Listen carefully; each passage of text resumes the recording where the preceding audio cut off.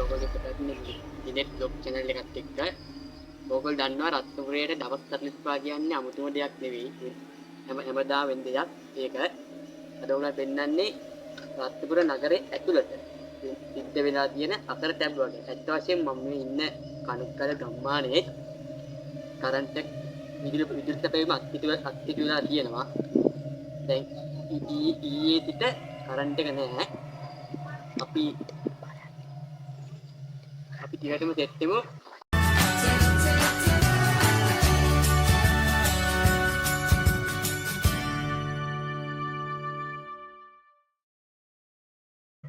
තෝලන් කියන නම් තුනක්. මේ ගම්මානේ තියෙනවා අද්භූත ස්ථාන තුනක්. ඒ තුනට යන ගමන් අපි ඕගොල්ලන්ට කියන්නම් මේ ගමේ වෙච්ච අකරතැබි මේ වැස්ස සම්බන්ධ. අපි දැන් හොල්මන් ස්ථාන ළඟා වෙන්න හදන්නේ. මේ ඉන්නේ මම දන්න මල්ල දෙන්නෙක්. මෙතන ඇත්තටම හොල්මන් තියනවා කියලා මට මේ ළඟ ඉන්න මල්ලි කෙනෙක් කිව්වා. අපි ගිහින් බලමු එතෙන්ට මොකද්ද සිද්ධ වෙන්නේ කියලා.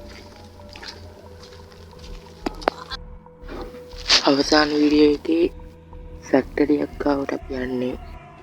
මේ ෆැක්ටරියේ ළඟ මිනි ගෑන් ළමයි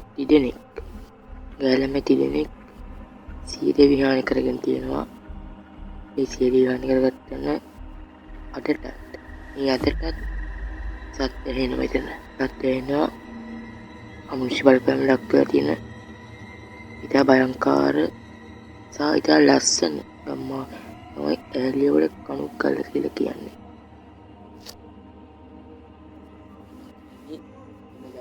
බලන හැමකට මර කැලේ තියෙන්නේ වශයෙන් කිව්වොත් දැන් අපි දැන් ගිහිල්ලා අපි දැන් බලමු දැන්ට ළඟා විලා අද වෙන්නේ තිබෙන්නේ කියලා.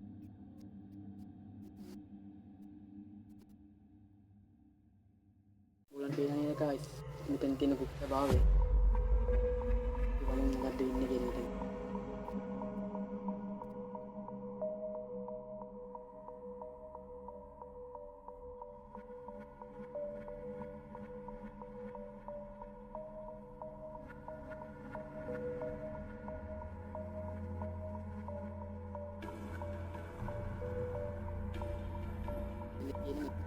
කිව්ව බයංකාරයි.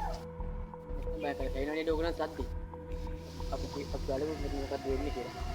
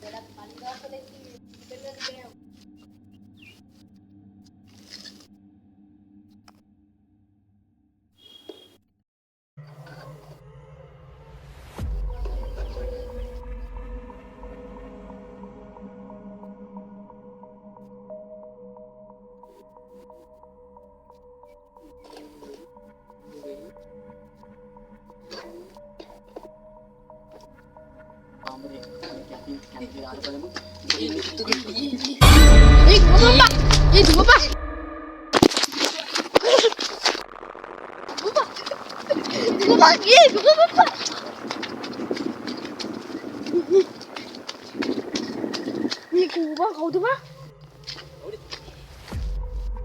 මොකද්ද බං ඒ උනේ? ඊගෝ කවිරුවා? කවිරුවා? ඒ කවිරුවා නෑ බං. කවිරුවා නෑ. තවත් හොල්මන් ස්ථානයක ඇත්තටම බයනකයි හයපත් කාලකුණිකත් ඉන්න අපිට බැරි වෙනා මෙතන කරන්න. අපි උන් අනිවාර්යෙන් මෙතන වීඩියෝ එකක් අරන් එනවා. හොල්මන් ඉන්නවා කියලා මෙතන ඇත්තටම කතාවක් තියෙනවා. බලමු මොකද වෙන්නේ කියලා.